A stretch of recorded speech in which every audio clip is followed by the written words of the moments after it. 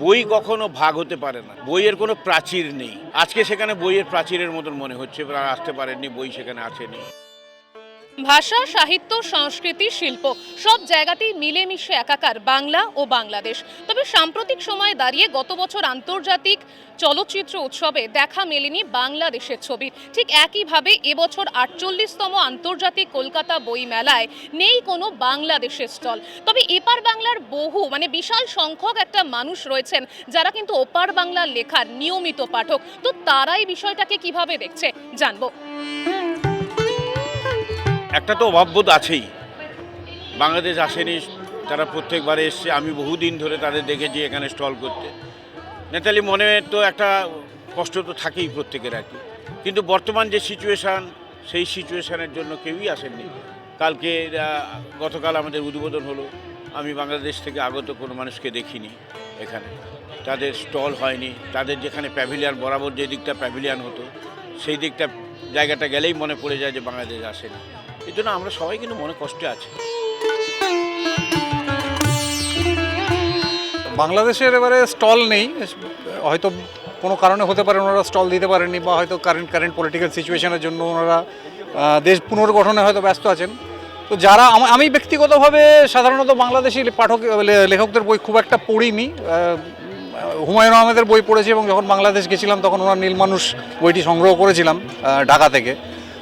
যথেষ্ট ভালো লেগেছিল। হুমায়ুন আহমেদ সমসাময়িক লেখকদের মধ্যে অন্যতম ফেভারিট, যেমন আমাদের এখানে সুনীল গঙ্গোপাধ্যায় রয়েছেন বা তাই। তো যারা অনেকেই রয়েছেন যারা বাংলাদেশের বই পড়তে ভালোবাসেন, তারা ডেফিনেটলি আমার মনে হয় মিস করবেন।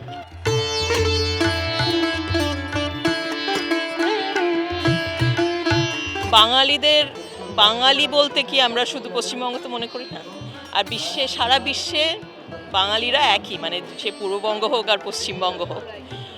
কলকাতার লোকেরা বাংলাদেশের লেখক, বাংলাদেশের নাট্যকার, বাংলাদেশের কবি, এদের সঙ্গে পরিচয় থাকাটা খুব প্রয়োজন। কারণ তা নাহলে আমাদের সাহিত্য বলুন, সংস্কৃতি বলুন, সবই অর্ধেকটা কেমন যেন ক্ষয় হয়ে যাবে। কাজে আমি তো ভীষণভাবেই চাই যে প্রত্যেক বছর বাংলাদেশের স্টল এখানে আসুক। আমরা দুঃখিত যে এবার নেই।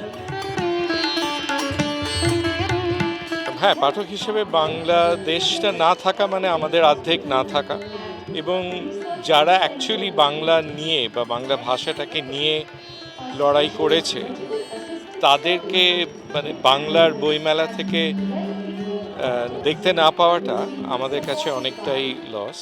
আর আমরা যারা একটু বাইরে থাকি, আমরা এখানে আসি ওই বাংলা সাহিত্য, বাংলা গান, বাংলা নাটক। আমরা যেমন এসেছি বাংলা নাটক খুঁজতে, নতুন কি বাংলা নাটক বেরিয়েছে, এবং সেখানে যদি বাংলাদেশের বেস করে কোনো থাকে যেটা এপার ওপার বাংলাকে মিলিয়ে করে, সেইটা আমাদের কাছে সবচেয়ে বড় পাওয়া হবে। সে আমরা খুঁজে যাচ্ছি। বাংলাদেশের স্টল প্রত্যেক বছরই থাকে, এই প্রথম বোধহয় 28 বছরে বোধহয় ফার্স্ট টাইম আসছে না।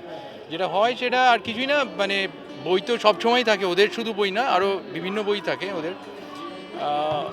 না থাকাটা সবসময় খারাপ। সেটা দুটো দেশের মধ্যে যেটা প্রবলেম হচ্ছে সেটা আলাদা জিনিস, কিন্তু বইটা তো সম্পূর্ণ আলাদা। বই বা যে কোনো শিল্পের ক্ষেত্রে সেটা তো কখনো এর মধ্যে আসতে পারে না, ঝামেলার মধ্যে। It should be cut off. বই সবসময় থাকা উচিত, যে কোনো, শুধু সেটা না, আমাদের বইয়ের প্যাভিলিয়নও ওদের ওখানে থাকা, যেটা করে না, ওরা দেয় না। তো ওরা সামাও কেন বাদ দেয় আমি জানি না, কিন্তু এই জিনিসটা হয়ে এসছে ওদের ওখানেও, একই জিনিস। আমাদের এখানে প্রথম হলো এই ঘটনাটা।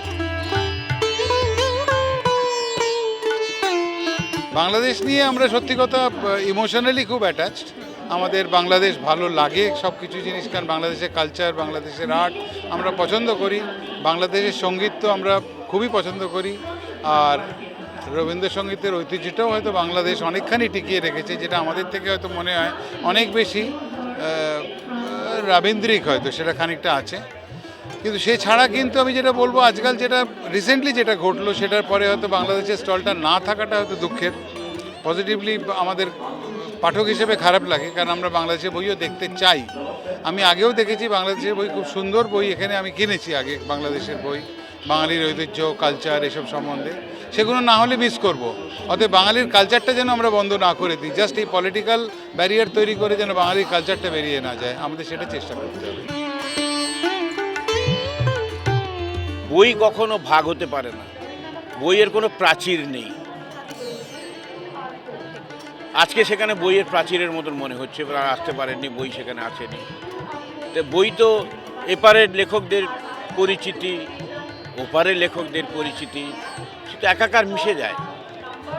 এখানে প্রচুর বই আসে, ওনারাও এখানে হল করেন, প্যান্ডেল করেন, 12 দিন ধরে হই হই করেন। প্রত্যেক মানুষ এখানে আছে, বাংলাদেশে লাইন দিয়ে এখানে বইও বিক্রি হয়। আমাদেরও সেই একই অবস্থা, আমরা সবাই ওখানে যাই। ওদের ওখানে বেশ কিছু প্রকাশক আছেন, বেশ কিছু মানুষ আছেন, যাদের সঙ্গে বেশ লেখক আছেন, যাদের সঙ্গে আমাদের ব্যক্তিগত সম্পর্ক, ব্যক্তিগত যোগাযোগ, তাদের কাছেও আমরা যেতে পারছি না, আমরা আসতে পারছি না। সব মিলিয়ে মোটামুটি ভারাক্রান্ত, মনে বেদনা ছাড়া তো আর কিছু বলতে পারবো না। বইমেলা মানে বই প্রেমী পাঠক সর্বোপরি সাধারণ মানুষের কাছে মিলন মেলা। বইমেলা মানে যেখানে গোটা বিশ্ব এক জায়গায় এসে দাঁড়ায়, যেখানে নেই কোনো রকম প্রাচীর, নেই কোনো রকম বিভেদ। তো সেই জায়গায় দাঁড়িয়ে এবছর বইমেলায় নেই বাংলাদেশের বই, বাংলাদেশের স্টল। তো সেই জায়গাটা পাঠক যারা রয়েছে, বই প্রেমী যারা রয়েছে, তাদের কাছে একটা আক্ষেপের জায়গাই বটে। তবে আগামী দিনে তারা এ ব্যাপারে আশাবাদীও বটে, এমনটাই জানালেন এবছর বইমেলায় আসা বই প্রেমীরা। ক্যামেরা চিরঞ্জিতের সাথে রিয়া রিপোর্ট, এস নিউজ।